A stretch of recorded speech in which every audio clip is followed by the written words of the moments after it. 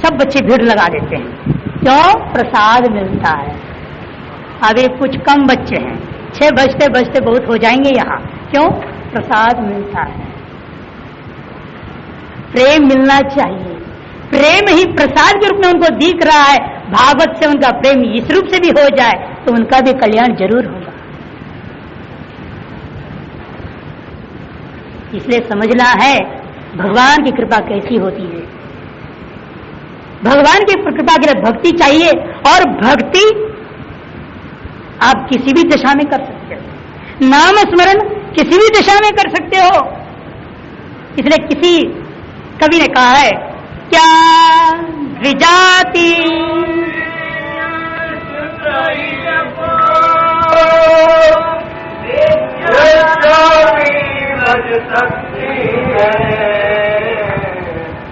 भक्ति भाव में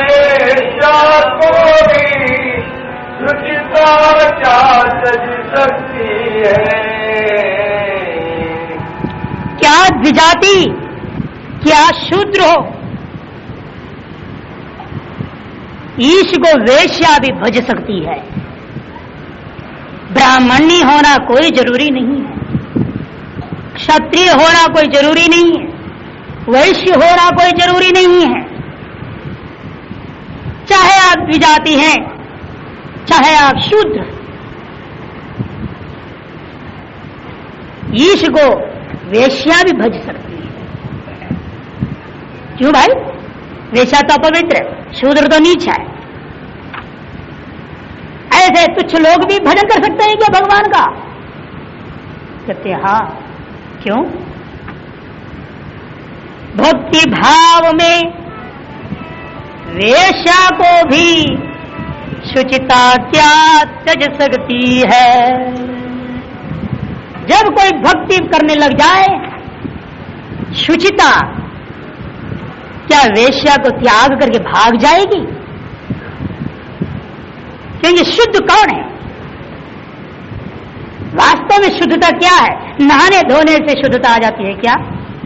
या कपड़ों में सेंट लगा करके गमगमाते हुए गांव में घूमने से आपको शुद्ध मान लिया जाता है क्या? क्या आपने 20 रुपया का बढ़िया से पियर्स साबुन से नहाओगे तो शुद्ध माने जाओगे क्या? कि 1 रुपया का घटिया साबुन से नहाओगे आप अशुद्ध माने जाओगे? गंगा जी में स्नान करने मात्र से आपको शुद्ध माना जाएगा क्या? ये बावड़ी का जल से नहाओगे तो क्या आप शुद्ध नहीं हो सकते हो? इसका मतलब क्या हुआ? शुद्धता नहाने में नहीं है, जल से नहीं है, शुद्धता अपने अंतःकरण में है। क्यों? क्योंकि यह शरीर अत्यंत मलिन है। अत्यंत मलिनो देहो देश्चात्यंत निर्मलः उभयोरंतरं जात्वा कस्य शौचं विधीयते। अत्यंत मलिनो देहो, ये जो शरीर कैसा है? अत्यंत मलिन है। आप जितना भी नहाओ, सुबह नहाओ, दोपहर नहाओ, रात्रि को नहाओ, शाम को नहाओ, फिर भी पसीना छूटते ही दुर्गंध आता है। कुछ भी करके देख लो, आप इस शरीर को आप पवित्र करके नहीं दिखा सकते। एक घाव हो गया, दुर्गंध के निकलते, उसमें मवाद निकलते। जुकाम हो जाए, मालूम होता है अंदर कितना कचरा पेटी मार यहां से निकलता है, तब पता लगता है अंदर में कितना गंदगी है। किसी को दस्त लग जाए तो पता लगता है शौचालय की ओर जाने की इच्छा नहीं होती, उल्टी होने लग जाएगा, इतना दुर्गंध मारता है। अंदर में इतना गंदगी की पेटी है ये तो। अत्यंत मलिनो देहो। फिर निर्मल कौन है? शुद्ध कौन है? देहिश्चात्यंत निर्मल। ये जो देही है, ये जो आत्मा है, वही वास्तव में निर्मल है। और आत्मभाव की जब भक्ति करूंगा, हमारी शुद्धताई, अशुद्धताई, वेश्यता, शूद्रता आदि सब कुछ अपने आप भाग जाते हैं जब भगवान का स्मरण करते हो। यही अजामिल के साथ हुआ। अजामिल ने अपने बेटे के नाम के पुकारने के बहाने नारायण नारायण नारायण नारायण पुकारा तो उसका कल्याण हो गया। आजकल के बेटे का नाम कैसे पुकारेंगे? मुश्किल बात हो गया है। ये नाम क्या रखते हो आजकल? टिट्टू बिट्टू फिट्टू लोटू बट्टू क्या क्या बब्बी सब्बी क्या क्या रखते, बड़ा विचित्र नाम रखते हैं। अब यही बनोगे आप, शब्बी सब्बी बन जाओगे। हा? मरते वक्त भी बेटे का नाम पूरा पुकारोगे बब्बी बब्बी, और तुम बब्बी बन जाओगे। इसलिए पहले जमाने का रिवाज था, बच्चों के नाम भगवान के नाम रखते थे, जिससे कि मरते वक्त यदि प्राण निकलते हो तो हम भगवान के नाम ले सके, बेटे के नाम पुकारने के नाम पे भगवान के नाम पुकार सके। इसलिए हमारे सनातन धर्म की परंपरा थी, हम बच्चों के नाम भगवान के नाम रखे, टिट्टू बिट्टू गप्पी सप्पी ना रखे। आजकल नाम ही विचित्र हो गए, सब अंग्रेज नाम हो गया। जो विदेशों में कुत्तों का नाम था, आज भारत में आदमियों का नाम हो गया। बड़ा विचित्र दशा है, देख लो, गजब है। नकल करने का पीछे भी थोड़ा अकल लगाना चाहिए बाबू। ऐसे नकल कर रहे हो, विदेशी कुत्तों के नाम का अपने बच्चों के नाम कर रहे हो, धन्य है आप लोग। ऐसे नहीं करना। आप लोग कम से कम जब भागवत सुनने आए हो, आज से निर्णय कर लेना, अपने पोता साता कोई जन्म लेगा और जिनके भी नाम गप्पी सप्पी टुप्पी रखे हो ना, वो सब हटा देना आज से, और उसको भगवान के नाम से पुकारा करो। अब इस बहाने कम से कम तुम्हारे जबान जो दिन भर झूठ और पाप कर रहा है, उससे कुछ तो पुण्य हो जाए। और अजामिल ने नारद की कृपा की वजह से अपने अंतिम बेटे का नाम नारायण रखा था, उसने मुक्ति को पाया। इस तरह से नीचाति नीच पुरुष को भी भगवान की कृपा प्राप्त हुई। अब आगे देखिए, वहां विचार आता है, यमदूत आते हैं ले जाने को, विष्णुदूत आते नहीं नहीं इसने भगवान का नाम ले रखा है, इसलिए जो है हम ले जाएंगे, यमराज जी क्या नहीं जाएगा। ये विष्णुदूत और यमदूत में लड़ाई होती है। यमराज जी पहुंचते समाधान करते हैं, सब यमदूत अपने यमराज जी के आ जाए तो यमराज जी से बोलने लगे, महाराज ये क्या तमाशा है, इस संसार के कितने पालन करने वाले हैं, कितने सरकार है यहाँ। जैसे आजकल हमारा देश में 16 सरकार चल रहा है ना, एक सरकार थोड़ी है, 16 पार्टी मिले हुए हैं, तो 16 सरकार हो गया कि नहीं हो गया। 16 सरकार खिचड़ी चल रहा है हमारा देश। इसलिए यमदूतों ने पूछा, महाराज ऐसे क्या बात है, हम तो सोचते थे आप यमराज यही एक अकेले हैं जो भी मरे सबका हिसाब किताब रखने वाले, और ये दूसरे कौन आ गए अजामिल के मामले में।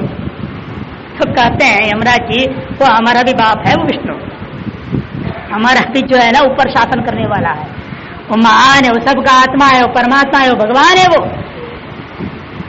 उनके आदेश के अनुसार हम भी दौड़ते हैं, इसलिए हमारा अनुशासन वहीं तक सीमित होता है जहां पर भगवान का पहुंच नहीं। जिसके जबान में मरते हुए भगवान का नाम नहीं निकलता है, वहां पर मेरा अधिकार है, यमराज जी ने कहा। और जिसके शरीर से मरते हुए भगवान का नाम निकलता है, वही यमराज जी का अधिकार नहीं है, वो भगवान का। ये निर्णय हुआ। उसके बाद आरंभ होता है कथा दक्ष का, वर्तमान दक्ष की कथा।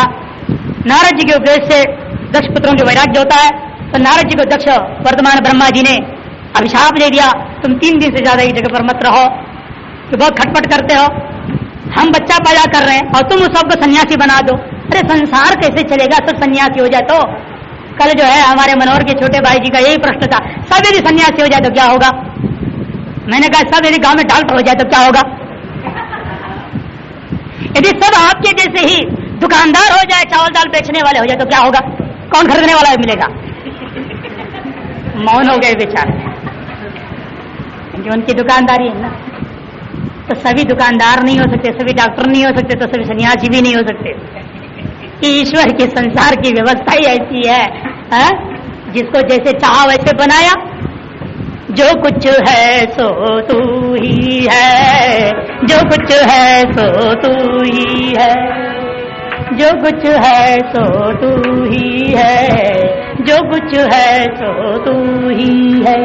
एक तुझको अपना पाया, जो कुछ है सो तू ही है, जो कुछ है सो तू ही है। एक तुझको अपना पाया, जो कुछ है सो तू ही है, जो कुछ है सो तू ही है। क्या मलाया क्या हिंदुस्तान, क्या मलाया क्या हिंदुस्तान हिंदुस्तान, क्या अरब क्या राजस्थान। जैसे चाहा वैसे बनाया, जैसे चाहा वैसे बनाया, जो कुछ है सो तू ही है, जो कुछ है सो तू ही है। एक तुझको अपना पाया, एक तुझको अपना पाया, जो कुछ है सो, जो कुछ है सो।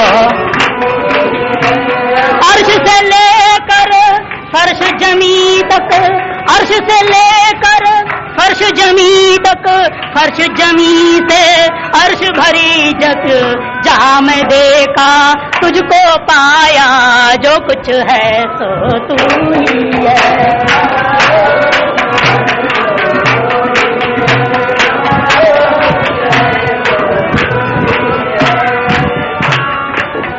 एक तुझको अपना पाया, जो कुछ है सो तू ही है,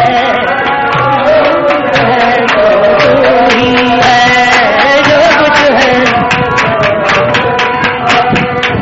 इस प्रकार से जो कुछ भी है वो भगवान का ही रूप है, जहां देखो वही है। और उसको जिसने पाया उसने सब कुछ पाया।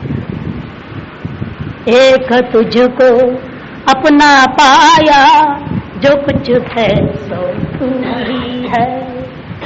बस उसको अपना लो तो दिखेगा क्या? सब जगह वही दिखेगा।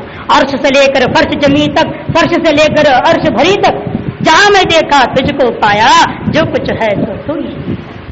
कितना वेदांत पर कबीर गा रहे हैं। कबीर का वचन अनुभूति का वचन है। यही वास्तविक ब्रह्मानुभव है। सर्वम खलविदम ब्रह्म। यहां पर क्या होता है? देवताओं से अधिकार को छीन लिया है वृत्रासुर ने, इंद्र का गति छीन लिया गया है, और देवताओं से गुरु का अपमान से बृहस्पति देवताओं को त्याग करके चले गए हैं। गुरु बिना कुछ भी कल्याण नहीं हो सकता है। ऐसी स्थिति में क्या करना चाहिए? तो देवताओं ने भगवान से प्रार्थना की तो भगवान ने आदेश दिया, आप विश्वरूप के पास जाओ। विश्वरूप नामक एक व्यक्ति ब्राह्मण है, उसको तुम पकड़ो। यद्यपि है वो दैत्य वंश में जन्म लिया हुआ है, लेकिन तुम लोगों का वर्तमान में गुरु बनने योग्य वही है। तथा प्राचेत स्वज्ञाम अंगुलितः स्वयं भुवा षष्ठीं संजनयामास द्वित्री पितृवत्सलाः दश धर्माय कायेन्दोर दिशत्रिणव दत्तवान् भूतांगिर कृशाश्वेभ्यो द्वे छायता पराः। विधिवत बताते हुए जा रहे हैं। एक ही उपाय है, संकट काल में दुश्मन के साथ भी कभी कभी थोड़ी देर के लिए मित्रता करनी पड़ती है। देवता संकट में पड़े हुए हैं, वो संकट का निवारण करने के लिए उन्हें अपना शत्रु के कुल में जन्म लिया हुआ विश्वरूप को अपने गुरु बनाना पड़ा। और विश्वरूप उनको क्या देते हैं? नारायण कवच दे रहे हैं। देखिए, नारायण कवच का पाठ करना भागवत में अत्यंत शुभ माना गया है, इसलिए मैं थोड़ा तेजी से पाठ करूंगा। ध्यान से केवल सुनो, सुनने मात्र से कल्याण होगा। ओम हरिर्विद्यानम सर्वरक्षाम्यस्तांग पद्म पतकेन्द्र पृष्ठे दरारे चरमासिक देशु चाप पाषाण्डदानष्टगुणवस्तबाहु जलेषु मां रक्षत मत्स्य मूर्तिर्यादर गणेभ्य वरुणस्य पाशात् स्थलेषु मायावटुवामनोऽभ्य त्रिविक्रम खेवत विश्वरूपः दुर्गे षड्व्याज मुखादिशु प्रभुपायां दृश्यमोऽसुरयुधपारे विमुञ्चत यस्य महाट्टहासं दिशो विनयदुर्न्यपतन् शकर्भा रक्षत समाद्वनि यज्ञ कल्पसुदष्टो नीतधरोवराः दामोदरपुटे शतविप्रवासे लक्ष्मणोऽभ्यात् भरताग्रजोऽस्मान् मामुग्रधर्मादक्लात् प्रमादात् नारायण पातु नरश्चहासात् दत्तयोगादत योगनाथ गुणेश कपिल सर्वबंधात सनत कुमार अवधुकाम देवा दैशीर्षमापति देव हेलनाथ देवर्षिवर्य पुरुषार्जनांतरात् कुर्मो हरिर्मामिरयाद शेषात् धन्वंतरी भगवान पादपत्यात् तन्दात् भयादृशवनुर्जितात्मा यज्ञ लोकादवता जनान्तात् बलो गणाद्रोधवशाद इंद्र द्वैपायनो भगवान प्रबोधात् बुद्ध सत्ता खंडगणात् प्रमादात् कल्कि कले कालमलात् पर्वपातु धर्मावनायोरुकृतावतारः मां केशवो गदया प्रातरव्यात् गोविंदा संगमात्वेणु नारायण प्राण उदात्त शक्तिन मध्यन्दिनी विष्णुरेन्द्रवाणी देवापराणे मधो उग्रजन्मा सायं त्रिधामावतमा माधवो मां दोषे ऋषिकेश उदार्धरात्रि निशीत एकौत पद्मनाभ श्रीवत्सधामा पररात्रीश मृत्युशेषो सिधरो जनार्दन दामोदराप्यादन संध्यं प्रभाते विश्वेश्वरो भगवान कालमूर्ति चक्रम युगान्तानल तिग्मनेवी ब्रह्म समन्तात् भगवत् प्रयुक्तं दन्दग्धिदन्दव्यरसैन्यमाजो कक्षं यथावात सगोदाश प्रदेश निष्पर्शन विस्फुलिंगे निष्पुण्डित प्रियाधि कूष्माण्डवैनायक यक्ष रक्षो भूतग्रासोणैश्वरणयारिन् संयातधान प्रमुद प्रेतमात्री पिशाच विप्रकरो दृष्टीन् जरेन्द्र विद्रावे कृष्ण पूरितो भीम स्वनोरे हृदयानि कंपयन् त्वं तिग्मदाराति वरारि सैन्यमीश प्रयुक्तो मम छिन्धि छिन्धि चक्षुंसि धर्म शतचन्द्र छादय विषामगो नाम हर पाप चक्षुषां यन्नो भयं ग्रेभ्यो भूतेभ्यो नृपेव च सरीसृपेभ्यो दष्टिभ्यो भूतेभ्यो होभेव च सर्वाण्येतानि भगवन्नाम रूपास्त्रकीर्तनात् प्रयान्तु संशयं सत्यो येन श्रेयः प्रतिपगा गरुडो भगवान् स्तोत्रस्तोभश्चन्द्रो मया प्रभो लक्षतशेषकृच्छ्रेभ्यो विश्वक्षेरस्वनामभिः सर्वापद्भ्यो हरेर्नाम रूपयानायुधानिनः बुद्धीन्द्रिय मनः प्राणां पान्थपार्षदभूषणाः यदा हि भगवानेव वसुतः सत्येत् सत्येन न सर्वे यान्तु नाशमुपद्रवाः यथैकात्मानुभावानां विकल्परहित स्वयं भूषणायुधलिङ्गाज्ञाधत्ते शक्तिः सुमायया तेनैव सत्यमानेन सर्वज्ञो भगवान् हरिः पातु सर्वैः स्वरूपैर्नः सदा सर्वत्र सर्वगः विदुक्षदिक्षुर्मदसमन्तादन्तर्बहिर्भगवान् नारसिंहः प्रहापयन् लोकभयं स्वनेन स्वदेशदाग्रस्त समस्ततेजाः मघवन्निजमाख्यातं वर्वनारायणात्मकं विजयस्य श्रियञ्जसायेन दंशितो असुरयूथभा। गुरु विश्वरूप जी इंद्र को यह कवच दिया, इसका नाम है नारायण कवच। नारायण के आयुध, नारायण के अवयव, वह हमारी रक्षा करे। नारायणमय होकर के इंद्र जो है वृत्रासुर से लड़ने जाता है। लड़ने से पहले लेकिन उसको अस्त्र भी तो चाहिए। कवच मिल गया, लेकिन अस्त्र के बिना कवच भी क्या करेगा। अस्त्र प्राप्ति करने के लिए भूमि तुर्यम जग्राखात पूरखेण वैरिणं ब्रह्म हत्याया रूपम भूमौ प्रदृश्यते। उन्होंने क्या किया, दधीची महर्षि के पास गए, उनसे प्रार्थना किया और उनकी हड्डियों से वज्र नाम के अस्त्र बना लिया। लेकिन उनको इंद्र आदि देवताओं का एक भय आया कि यदि यह विश्वरूप अपने सगे संबंधी राक्षसों को भी यही नारायण कवच दे देगा तो हमारा क्या होगा। डर लग गया तो उन्होंने क्या किया, विश्वरूप का वध कर दिया, हत्या कर दिया। गुरु की हत्या कर दी गई। स्वार्थ लागी सबगर प्रीति सुर नर मुनि सब गए। यहां देख लो, अपने स्वार्थ के लिए इंद्र ने क्या किया, अपने गुरु की भी हत्या करने को तैयार हो कर दिया हत्या। ब्रह्म हत्या दोष लागू हो गया। ब्रह्म हत्या इंद्र का पीछा पड़ गया। पाप सवार हो गया खोपड़ी पर, जैसे कि इसके सर पर भूत सवार हो जाए, सारा जीवन बर्बाद हो जाता है। अब इंद्र का जीवन बर्बादी के कगार पर आ चुका है, क्योंकि यह भूत सवार हो गया है। अब क्या करना चाहिए, भगदड़ मच गया। जहां देख लो कि भाग रहा है, छिपने की कोशिश करता है, नहीं हो पाता है। अंत में भगवान की कृपा से वह 4 जगहों में बांट देता है। ब्रह्म हत्या को बांट दिया। शश्वत काम वरेणां तुरीयं जगृह स्त्रियः प्रजरूपेण तान् स्वंहो मासी मासी प्रदृश्यते द्रवं भूयो वरेणापस् तुरीयं जगृह स्मलं तासु बुद्बुद फेनाभ्याम दृष्टं तद्धरति क्षिपम्। पहला हिस्सा पृथ्वी को उसने दे दिया। इसलिए पृथ्वी में कहीं भी आप गड्ढा देखोगे धीरे धीरे भर जाती है, धूल से भर जाएगी। यही ब्रह्म हत्या का स्वरूप है पृथ्वी में। दूसरा हिस्सा उसने दे दिया जल को, जिसके से जल में बुदबुद फेन हो जाते हैं। जब भी इसलिए क्या करते हो आप लोग, जाते हो सनातन धर्मी, वो बुदबुद फेन को हटा करके जल को लेते हो, क्योंकि पाप का स्वरूप है, ब्रह्म हत्या का स्वरूप। कहीं भी नदी में जाओ, बावड़ी में जाओ, बुदबुद फेन को अलग कर देना चाहिए। जो बुलबुल बुलबुल रहता है उसको अलग करके फिर नीचे से जल लेना चाहिए, क्योंकि यह ब्रह्म हत्या का स्वरूप। पृथ्वी भी यही भी गड्ढा सड्ढा उसका उपयोग करना चाहते, उसको भर के तब उपयोग करना, क्योंकि उसका छिद्र जो रूप है वही वहां पर ब्रह्म हत्या का स्वरूप है। तीसरा इसे उसने स्त्रियों को दिया, जिसके उसे हर महीना तो हर स्त्री क्या होती है, मासिक धर्म से युक्त हो जाती है। और 5वां हिस्सा द्रव्य भूयो वरेणापस्त्रियम, द्रव्य भाव में दे दिया, धन में डाल दिया ब्रह्म हत्या। ऐसे यहां पर इसने ब्रह्म हत्या से छुटकारा इंद्र ने पाया और निर्मित वज्र के साथ लेकर के वृत्रासुर से लड़ाई करते हुए वृत्रासुर को वीर गद्दी दिला देता है। और उसकी वीरवाणी भी इतनी महान था, वह उसका शरीर से ज्योति निकला और परमात्मा में वह लीन हो जाता है। ऐसे वृत्रासुर को उत्कृष्ट गति प्राप्त हुआ। इस तरह से भगवान का कृपा राक्षस पर यह दृष्टांत हो गया। चित्रकेतु यही पूर्व जन्म में था, एक गंधर्व था, संतान से रहित था गंधर्वराज। पर संतान के लिए नारद के पास प्रार्थना करता है। नारद जो उपाय बताते पहले उस पर विश्वास नहीं करते हैं, फिर भी बाद में यज्ञादि हुआ, पुंसवन हुआ, उसमें गड़बड़ी किया, इस वजह से उसको वृत्रासुर राक्षस बनना पड़ा था। संक्षेप में पूर्व कथा के साथ अब आगे बढ़ते हैं हिरण्यकशिपु के प्रसंग में। हिरण्याक्ष का भाई था हिरण्यकशिपु। हिरण्याक्ष के मरने के बाद बदला लेने के लिए सोचता है। अथ पापी यसीम योरीम आसुरीम या हि दुर्मते यते अभूयो महतान्न करता पुत्र किल विषम। कहते कभी कोई पुण्य नहीं करता, केवल पाप ही पाप करते जा रहा है, पाप ही पाप करते जाता है।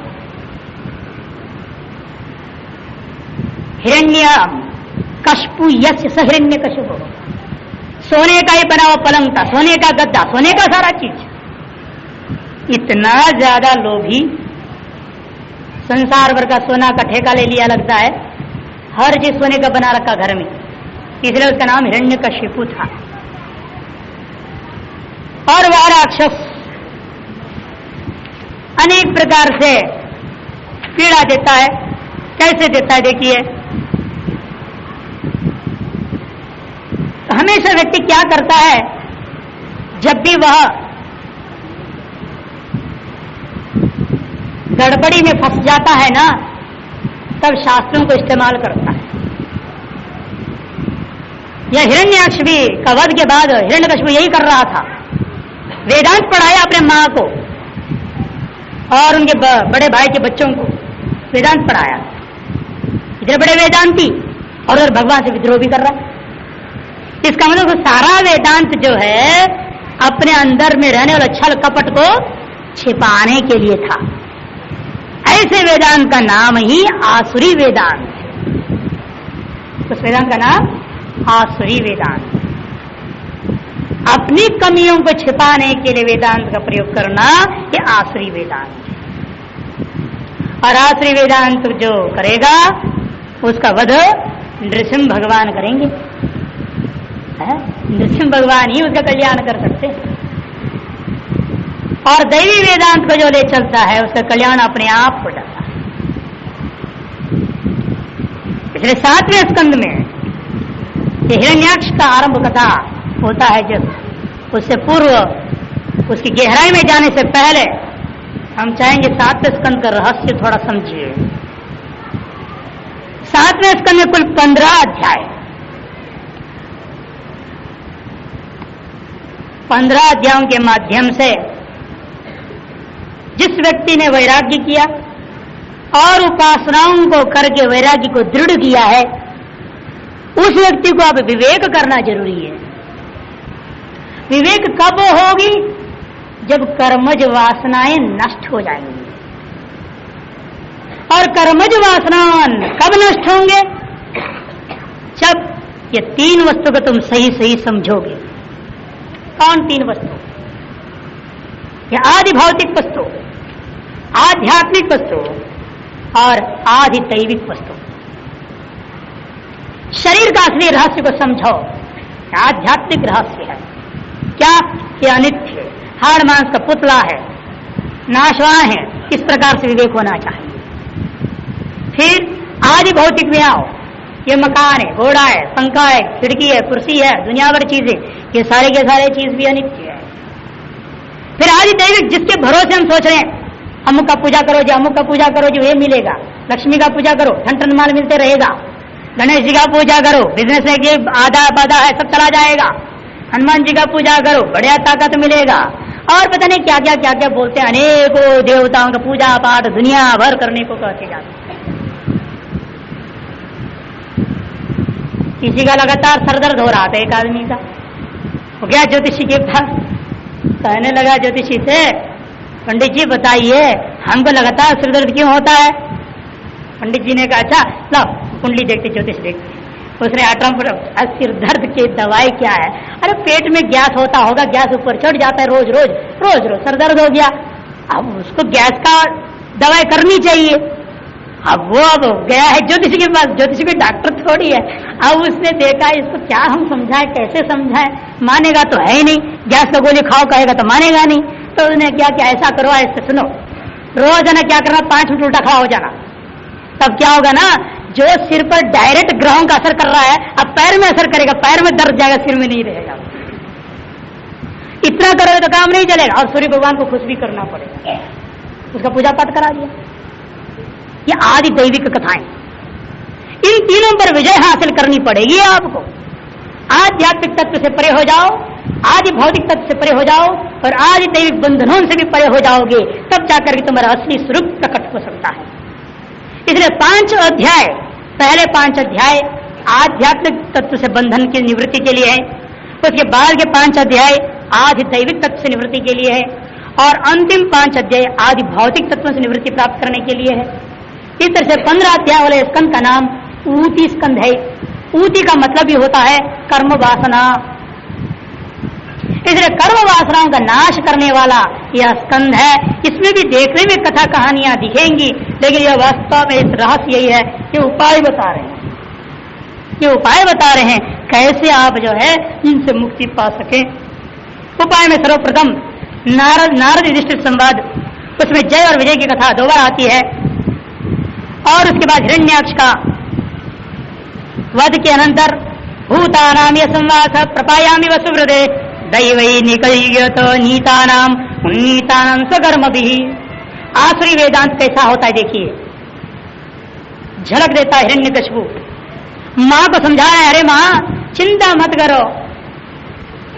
जैसे कोई प्याऊ होता है ना, प्याऊ जहाँ जल लोग पिलाया करते हैं गर्मी के दिनों में, जगह जगह लगता है, जैसे वहां पर राहगीर आते हैं और जाते हैं, वैसे संसार में हम सब मुसाफिर आते हैं, हम जाते रहते हैं। वैसे हिरण्याक्ष भी आया और चला गया, रोने की कोई जरूरत नहीं। अच्छा, जब सब मुसाफिर ही हैं तो हिरण्यकशिपु विष्णुद्रोही क्यों बन रहा है? इतने बड़े ज्ञान झाड़ रहे हो, संसार में जो कुछ भी होता है सब मुसाफिर जैसे आ रहे हैं जा रहे हैं, कुछ भी वास्तविक नहीं है, फिर तुमको अपने भाई का शत्रु कैसे दिख रहा है? वो भी तो एक मुसाफिर था, ये क्यों नहीं भावना करते? ऐसे भावना उसके अंदर नहीं जग रही है, इसलिए इसका नाम आसुरी वेदांत है। अब वह आसुरी वेदांत के कारण से स्वदोष को छिपाने के लिए बोलता है, उसने किया, मां को भी संतुष्ट कर रहा है, अंदर में उसके आग लगी हुई है, बदला लेने का सोच रहा है। हिरण्यकशिपु की तपस्या और जाता है बदला लेने के लिए, तो कैसे लेगा? बिना तपोबल का बदला नहीं ले सकते ना।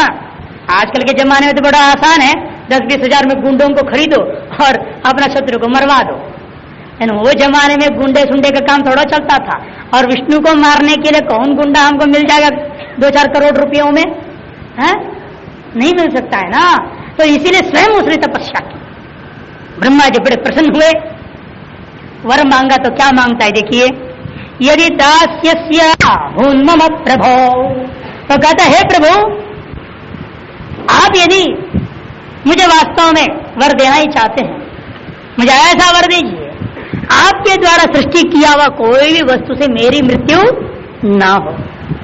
ब्रह्मा जी के द्वारा निर्मित जो सृष्टि है, देवता लोग, राक्षस लोग, अन्य मनुष्य है, पशु है, पक्षी है, जो कुछ भी है, इनमें से कोई भी वस्तु से मेरी मृत्यु न हो, ये प्रार्थना। ब्रह्मा जी ने कहा तथास्तु, क्योंकि उन्हें चिंता नहीं था, क्योंकि वो जानते विष्णु का सृष्टि तो ब्रह्मा जी ने नहीं किया है ना। विष्णु का सृष्टि ब्रह्मा जी ने किया था क्या? किंतु विष्णु से ब्रह्मा जी का सृष्टि हुई, इसलिए वो जानते थे विष्णु के द्वारा इसका काम तमाम हो सकता है, इसलिए उन्होंने तथास्तु कर दिया। बड़ा खुश हुआ, गया अब अत्याचार करना चालू कर दिया। वासनाएं देखिए क्या करती हैं। वासनाएं हमारे अंदर जितने भी 2 प्रकार की वासनाएं हैं, एक होता है असद वासना, दूसरी होती है सद वासना। असद वासनाएं क्या कराती हैं? उद्दंडता, सभी को पीड़ा देना। जैसे होता है बच्चों की, कुछ लोगों की स्वभाव होता है स्कूलों में, ऐसे शैतान बच्चे होते हैं, जो मिल जाए पिटाई कर देगा, पीछे से मार देगा, जैसे कानी छीनेगा, किसको चिमटी मारेगा, सबको पीड़ा देना मौज है उसमें उसको। हिरण्याक्ष का भी यही हाल, सबको पीड़ा देता था। इतना ही नहीं, स्वयं को भी पीड़ित करता था। किस प्रकार से? विभिन्न प्रकार का व्रत अनुष्ठान करता था कि कोई मुझे मारे नहीं। व्रत अनुष्ठान करने में स्वयं को पीड़ा देना पड़ता है ना। आज सवेरे से केवल फलाहार मिलता है तो हमारे ब्रह्मचारी लोग सूख रहे हैं कि ये ठोस माल नहीं मिल रहा है ना। वो महल कुछ जैसे लगता है कि बेचारे सूखते जा रहे हैं। तो ये हालत हो जाता है व्रत करने से, तो स्वयं को भी तो पीड़ा देना पड़ता है व्रत करने में। तो आसुरी वेदांत वाले जो होते हैं, असत वासना वाले जो होते हैं, वो दूसरों को ही पीड़ा देने वाले नहीं होते बल्कि अपने को भी पीड़ा देते हैं। कामयुक्त भोग करते हैं और भगवत भक्तों को भी पीड़ा देते हैं। कामनाओं से युक्त भोग को चाहते हैं, निष्काम भाव से नहीं, सकाम भाव से भोग को चाहते हैं और भगवत भक्तों को तो बहुत कष्ट देते हैं। और सद्वासनाएं जहां जगती है वहां दया होता है, सत्पुरुषों की कृपा होती है, वांग मन की निर्मलता रहती है, दैवी क्रियाएं करता है और ईश्वर की ओर अभिमुख हो जाता है। ये सद्वासना का स्वरूप है। दोनों यहां पर दिखेगा, देखिए आश्चर्य है। बाप हिरण्यकशिपु असद्वासनाओं का स्वरूप है और प्रहलाद पुत्र सद्वासनाओं का स्वरूप है। परस्पर विरोधी दो वासना पिता पुत्र के रूप में यहां पर इस कहानी में वर्णन किया गया है। कहने का तात्पर्य क्या है? दोनों एक ही से जन्म होता है, ये तात्पर्य। वासनाएं आपके विज्ञान में कोश में छिपी पड़ी हुई है, और विज्ञान में कोश से जब वासनाएं निकलती हैं तो कभी सद्वासना निकल सकती है, कभी असद्वासनाएं भी निकल सकती है।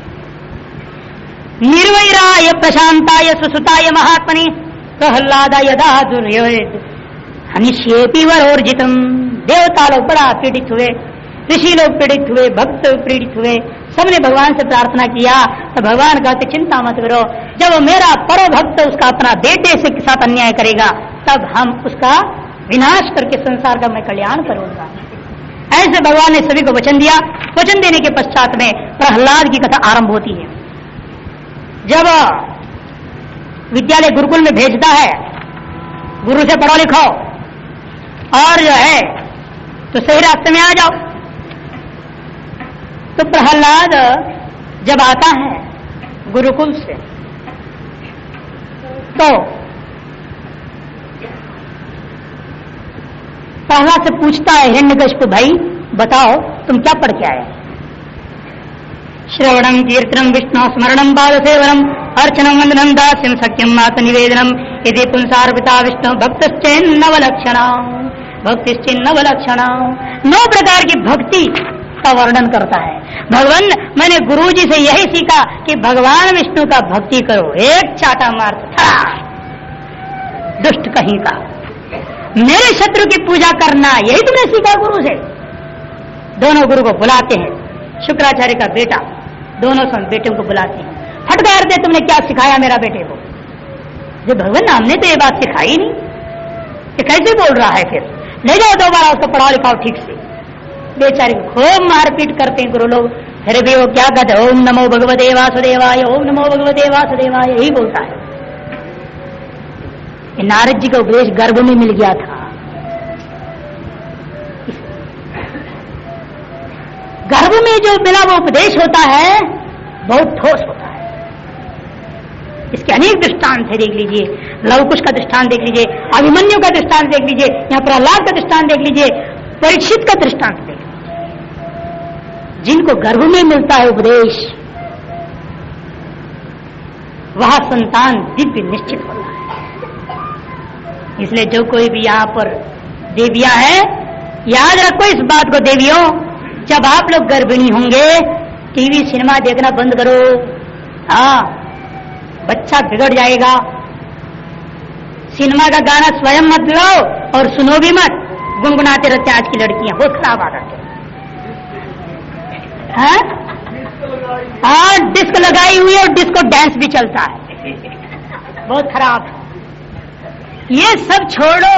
यदि आप अपने संतान दिव्य चाहते हो तो देवियों याद रखो, इन बुरी चीजों को देखना बंद करो जब तुम गर्भिणी रहोगे, नहीं तो बाद में पछताना होगा। तो यही शिक्षा यहाँ पर हमें प्रहलाद से मिल रहा है, परीक्षित से मिल रहा है, अभिमन्यु की कथा से मिल रहा है। इन कथाओं से रहस्य को पकड़ो। कथा तो बहुत सुने हो, मैं इसलिए रहस्य पर जोर दे रहा हूं बार बार आप लोगों को। अब देखिए प्रहलाद की पिटाई हो रही है, तेल की कढ़ाई में डाल दिया गया है, पहाड़ के ऊपर से गिराया जा रहा है, हाथी से कुचल दिया जा रहा है, लेकिन नाम की महिमा है, भगवान के नाम की महिमा देखो, नाम की महिमा बता रहे हैं। नाम कैसे बचाता है व्यक्ति को, तो वर्णन करते हुए कहते हैं वहां पर, देखिए श्लोक सुंदर, सुखदेव जी का मुख का ही है, कैसे वह सभी प्रकार के आघात से बच रहा है, इसका कारण क्या हो सकता है, भगवान के कारण है। यस्तया बंधभाग्योक्तो मदन्यो जगदीश्वर वासविधि सर्वत्र कस्मास्तंभेन दृश्यते। तो भगवान का नाम है जो उसको सभी तरफ से बचाते रहता है, भगवान का नाम ही जो है उससे बचता है। कैसे? जो शीर्ष तले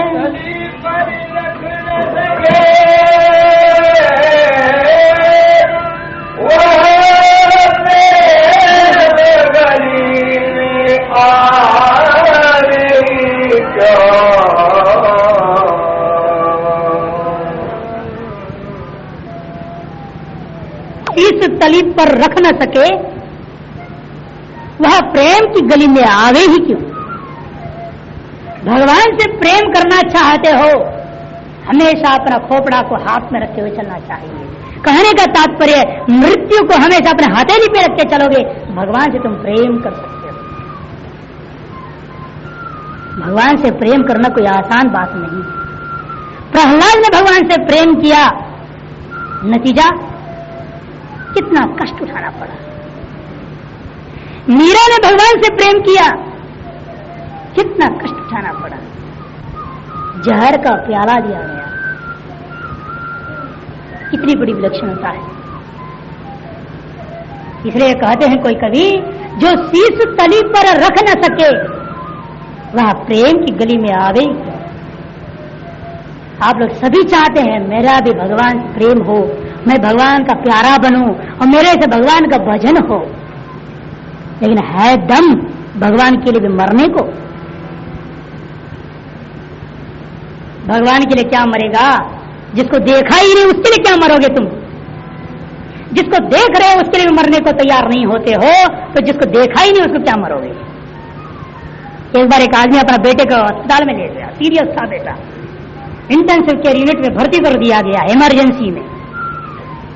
डॉक्टर बाहर आकर बोलते बाप से, देखो जी भाई, ये आपका बेटा जी नहीं सकता है, ये तो मरेगा। नहीं डॉक्टर साहब, किस तरह से बचाइए, मेरा एक ही बेटा है, कृपा करो।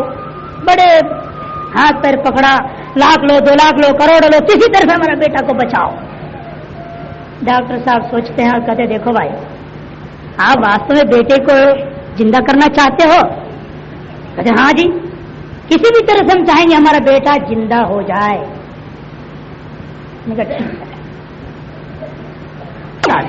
हम आपके बेटे को जिंदा कर सकते हैं। कैसे करेंगे? लेकिन चलो क्या करना पड़ेगा? आपको मरना पड़ेगा। डॉक्टर ने कहा आप मरोगे, आपका हार्ट को निकाला जाएगा और इसके हार्ट आपके अंदर डाल दिया जाएगा। आपका हार्ट आपके बेटे में डाल देंगे हम, और बेटे का जो बिल्कुल बेकार हो गया वो हार्ट आप में डाल दूंगा। 5 मिनट के बाद आप मर जाओगे। मैंने आपको मरना पड़ेगा तब बेटा जिंदा रह सकता है। तब बाप कहते हैं फिर बेटे को मरने दो, फूंक देंगे उसको, लेकिन हम मरेंगे नहीं। हम इस बेटे के लिए मरने वाले नहीं भाई। अरे और कोई उपाय हो तो भले बता, लेकिन हम नहीं मरेंगे। जो बाप अपने बेटे को मरने के लिए तैयार नहीं है, जो सामने में खड़ा है, जो अपना प्यारा समझता है, उसके लिए नहीं मरने को तैयार है, तो क्या न दिखाई पड़ने वाला भगवान उसका प्यारा हो जाएगा? उसके लिए मर जाएगा कोई आदमी? इसीलिए आज के लोगों के अंदर भक्ति जगती नहीं है, भगवान की अनुभूति नहीं हो सकती है, प्रेम होता नहीं, भगवान से नाता जोड़ नहीं पाते हो। जोड़ने के लिए बहुत कठिनाई है। जो शीर्ष तली पर रख न सके, वह प्रेम गली में आवे ही। इसलिए आप यदि इस प्रेम की गली में आना चाहते हो, भगवान से प्रेम करना चाहते हो, तो हमेशा हर तरह का संकट के लिए सामना करने को तैयार होना चाहिए। थोड़ा सा बुखार आ गया तो वेदांत भूल जाते हैं आदमी। ऐसा नहीं होना चाहिए, वो कच्चा वेदांत है। आपकी भक्ति हर स्थिति में स्थिर होनी चाहिए। भगवान सब कुछ छीन लेते हैं और अंत में आपको वह चीज देते हैं जिसको पाने के बाद और कुछ पाना ही नहीं रह जाता है। कहते हैं यहां पर देखिए, हिरण्यकश्यप पूछता है अपने बेटे से, हे मंद बुद्धि वाले, बताओ मुझसे अलग कोई ईश्वर है? तुम बता रहे हो, कहां है वो तुम्हारा ईश्वर? है इस खंभे के भीतर? पुत्र प्रसन्न चित्त, सद्वासनाएं जिसके अंदर हो हमेशा चित्त प्रसन्न रहता है कि भगवत स्मृति निरंतर उसकी रक्षा करती रहती है। प्रहलाद कहता है, हाँ जी पिताजी, इस खंभे में भी वह भगवान है। कहते खंभे में तो बाद में देखूंगा, ये पहले बता मेरे भीतर भी है क्या? कहते हाँ आपके भीतर भी है, थोड़ा आंख झांक के तो देखिए। तो उसने आंख बंद किया और भीतर देखते तो विष्णु अंदर खड़ा हृदय में। भगवान का दर्शन हिरण्यकश्यप को हृदय में हो रहा है। और हिरण्यकश्यप कहते हे मेरे शत्रु, निकल बाहर यहां से, मैं तेरा गला काट दूंगा। लेकिन अपने हृदय में सीधा छुरा नहीं मारा उसने। इतना मोह होता है शरीर में, शत्रु भी उसके अंदर दिखाई पड़ जाए तो भी उसको चीरने को तैयार नहीं। खैर कोई बात नहीं, अच्छा देख देता हूं बाहर तुम्हारे खंभे के अंदर कहां है भगवान। एक तुझे उठाया, धड़ाम से मारा, मारने का नतीजा क्या होता है? भयंकर शरीर निकला। कैसा शरीर था? मीमांस मानस समुचितो कृतो नृसिंह रूप तदलम भयानकम प्रतप्त चामीर चंडलोचनम सुरत सटाके सरजृंभिताननम कराल दंष्ट्रम करवाल चंचल शुरंत जिद्धं भुगटी भूगोलसम शब्दोर्भगर्णम गिरिगंधराद्भुतम व्याप्तासनासम हनुभेद भीषणम। भयंकर शरीर पैदा हो गया। देखते ही लोगों का हृदय कांपने लगा। जितने राक्षस सब भाग गए वहां से। हिरण्यकश्यप को भगवान उठाते हैं, जैसे तुमने चाहा वैसे ही मैं करता हूं, आ जाओ मेरा गोद में। रख लिया हिरण्यकश्यप को, फाड़ना चालू कर दिया। ऐसे जबरदस्त उसके मुंह लगाए भगवान ने, उसकी अंतड़ियां उसके लिए माला बन गया। हिरण्यकश्यप अपने अंतड़ियों से भगवान के अंदर पुष्पमाला पहना करके पूजा कर रहा है।